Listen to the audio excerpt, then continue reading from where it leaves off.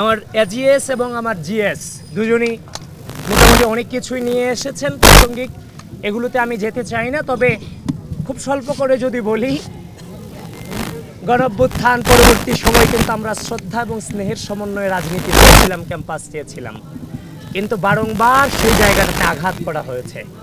ছাত্র রাজনীতি নিষিদ্ধের নামে আমাদেরকে ক্যাম্পাস পদচারণাতে বারংবার বাধা প্রদান করা হয়েছে বিশ্ববিদ্যালয়ের ক্যাম্পাস হলগুলোতে। আমরা বারবার মজলুম ছিলাম পূর্বের সময়টাতেও। গত বছর 6 আগস্ট থেকে শুরু করে আজ পর্যন্ত বিজয় অর্জন হয়েছে, কিন্তু আজও পর্যন্ত আমরা ক্যাম্পাসে মজলুম হিসেবে আছি।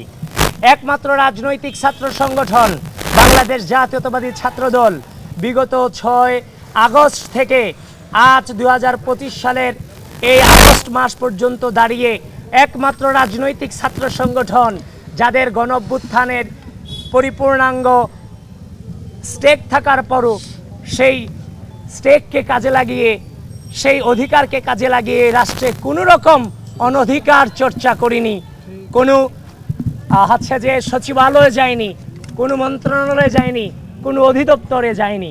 একমাত্র রাজনৈতিক ছাত্র সংগঠন। আমরা আমাদের স্বচ্ছতার সম্পূর্ণ প্রমাণ, প্রাথমিক প্রমাণ আমরা কিন্তু দিয়েছি জাতির সামনে। তাছাড়া বাদবাকি যত সংগঠন আপনারা দেখতে পাচ্ছেন, প্রাণ ইউএইচটি মিল্ক, শুদ্ধতায় ও মমতায় সবসময় সেরা স্বাদে। প্রত্যেকেই কিন্তু বিভিন্নভাবে এই রাষ্ট্রে অনধিকার চর্চার চেষ্টা করেছেন, সেগুলোর প্রমাণ কিন্তু আছে। তারপরেও এই নির্বাচন কেন্দ্রিক আমাদের বিরুদ্ধে একটা অপপ্রচার চালানো হয়েছে যে ছাত্রদল নির্বাচন চায় না।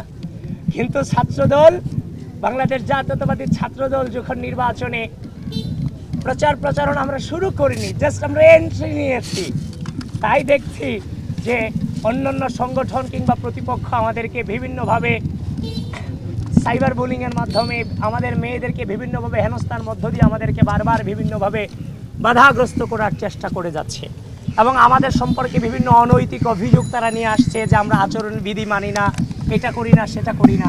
শোনেন, আমাদের পক্ষে নাকি প্রশাসন পক্ষপাতিত্ব করছে। এই প্রশাসন যদি কোনো পক্ষপাতিত্ব করে থাকে, তাহলে প্রশাসন প্রথমে পক্ষপাতিত্ব করেছিল গঠনতন্ত্র অনুযায়ী, কারণ এই গঠনতন্ত্রের উদ্দেশ্য ছিল, এই ডাকসুর গঠনতন্ত্রে লেখা আছে, ডাকসুর উদ্দেশ্য হচ্ছে স্বাধীনতা, মহান মুক্তিযুদ্ধ এবং স্বাধীনতা সংগ্রামের যে আইডিওলজি সেটাকে সমন্বিত রাখা, এবং সেই স্বাধীনতা সংগ্রাম এবং স্বাধীনতার আইডিওলজিকে যারা ধারণ করে না তাদেরকে নির্বাচনী প্রক্রিয়ায় অংশগ্রহণ করানোর মধ্য দিয়ে প্রথমেই ঢাকা বিশ্ববিদ্যালয় প্রশাসন পক্ষপাতিত্ব করেছে।